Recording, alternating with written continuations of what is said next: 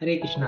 वैष्णवाचार्य श्री नरोत्तम दास ठाकुर के आविर्भाव दिवस के उपलक्ष्य में हम संक्षिप्त में जानने का प्रयास करेंगे कि नरोत्तम दास ठाकुर का जीवनी कैसा है। श्री नरोत्तम दास ठाकुर ऐसे वैष्णवाचार्य हुए जिनके जन्म से पूर्व ही चैतन्य महाप्रभु उनके नाम का आवाहन करने लगे थे।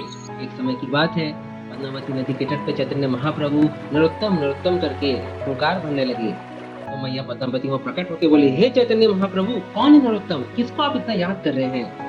तो चैतन्य महाप्रभु ने बोला, एक परम भक्त है मेरा जो अभी आविर्भाव होने वाला है जिनका, तो आप एक काम कीजिए पद्मावती, आप ये जो कृष्ण प्रेम रूपी धन अपने पास रखिए और इस धन को जब मेरा भक्त नरोत्तम आएगा उसको दे देना। तो पद्मावती मैया ने बोला, मैं कैसे पहचानूं कौन है ये नरोत्तम? उन्होंने बोला, जैसे ही वह आपके जल के धारा में आएगा, जल के धारा में बाढ़ सा आ जाएगा तो आप पहचान लेंगे कि यही नरोत्तम दास ठाकुर है। तत्पश्चात 1550 15वीं शताब्दी के मध्य में माघ पूर्णिमा को चैतन्य महाप्रभु की कृपा से, उनके आशीर्वाद से नरोत्तम दास ठाकुर का आविर्भाव होता है। बांग्लादेश के खेतुरी नाम के ग्राम में उनका जन्म होता है। उनके पिता बहुत बड़े व्यापारी और कायस्थ परिवार के थे जिनका नाम था राजा कृष्णनंदन और माता जी का नाम था नारायणी।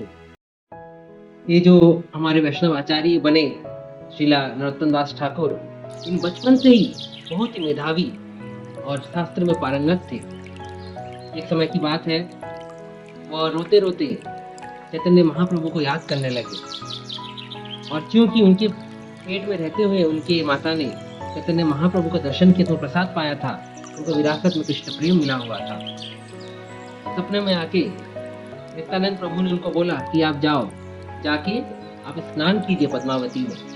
तो वह चैतन्य महाप्रभु और नित्यानंद प्रभु की कृपा से पहुंच गए पद्मावती।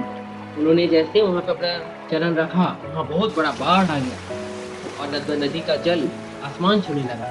यह देख के पद्मावती मैया का भाव आया, अरे ये तो वही नरोत्तम है जिसके बारे में चैतन्य महाप्रभु ने मुझे बोल के गए थे। उन्होंने तुरंत आके उनको प्रणाम किया और जो कृष्ण भक्ति रूपी धन जो चैतन्य महाप्रभु उनके पास रख के गए थे वह उन्होंने नरोत्तम दास ठाकुर को दे दिया।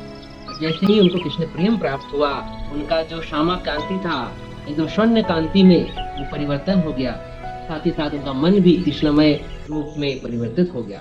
इस प्रकार चैतन्य महाप्रभु और नित्यानंद प्रभु की कृपा से श्रीला नरोत्तम दास ठाकुर को कृष्ण प्रेम बहुत ही सुगमता के साथ भगवान की कृपा के पात्र बनते हुए उपलब्ध हो गया।